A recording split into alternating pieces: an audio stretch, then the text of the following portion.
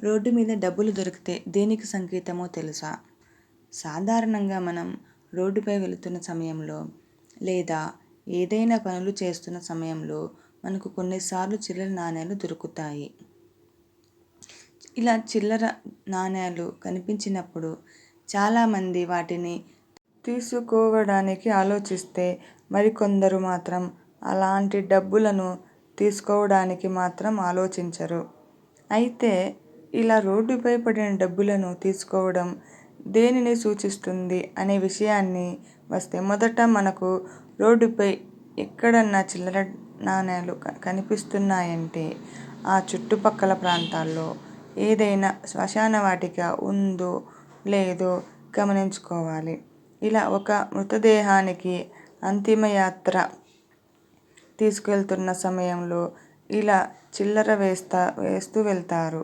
అందుకోసమే మనకు రోడ్డుపై చిల్లర కనిపించినప్పుడు ముందుగా ఆ చుట్టుపక్కల ప్రాంతాలను పరిశీలించాలి. ఒకవేళ శ్మశాన వాటిక లాంటి పరిస్థితులు మనకు కనిపించకపోతే ఆ చిల్లరను తీసుకొని దేవుని సన్నిధిలో వేసి, ఆ డబ్బులు పోగొట్టుకున్న వారికి మంచి జరగాలని ప్రార్థించి ఆ డబ్బులను హుండీలో వేయాలి. ఇలా దొరికిన డబ్బులను తీసుకోకపోవడం వల్ల ఆ డబ్బు పోగొట్టుకున్న వారి ఆవేదన, బాధ మనకు కలుగుతాయి. అందుకోసమే ఆ డబ్బులను దేవుని సన్నిధిలో వేసి ఆ డబ్బు పోగొట్టుకున్న వారికి మంచి జరగాలని మాత్రమే ప్రార్థించాలి.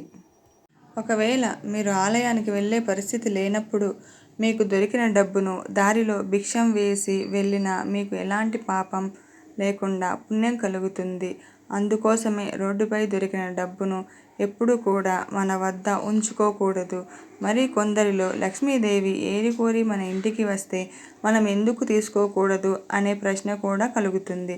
అయితే మనం కష్టపడి సంపాదించిన డబ్బును కూడా ఆలయానికి వెళ్ళినప్పుడు ఆలయంలో దేవుడి హుండీలో వేస్తాము.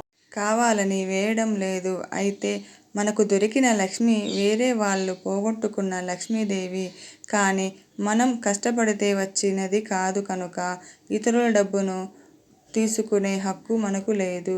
రోడ్డుపై పడిన డబ్బులు తీసుకుంటే ఒకరి మనోవేదనను మనం అనుభవించినట్లు. అందుకే రోడ్డుపై పడిన డబ్బులను తీసుకోకూడదని చెప్పారు.